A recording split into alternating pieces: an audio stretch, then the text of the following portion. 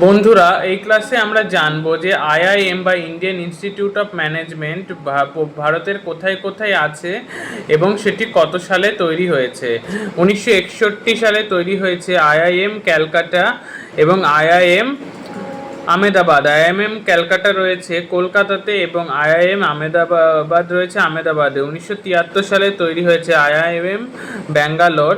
1984 সালে তৈরি হয়েছে আইআইএম লখনৌ। 1996 সালে তৈরি হয়েছে আইআইএম ইন্দোর। 1996 সালে তৈরি হয়েছে আইআইএম কোঝিকোড। 2007 সালে তৈরি হয়েছে আইআইএম শিলং।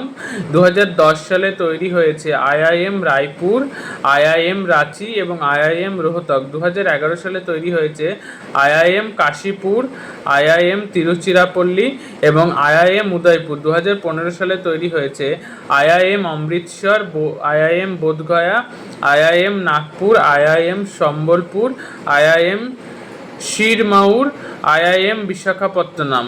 2016 সালে তৈরি হয়েছে আইআইএম জম্মু। আর এরপরে 1963 সালে তৈরি হয়েছে আইআইএম মুম্বাই, যেটি কনভার্টেড হয়ে আইআইএম হয়েছে 2023 সালে। আর 2025 সালে তৈরি হয়েছে আইআইএম গুয়াহাটি।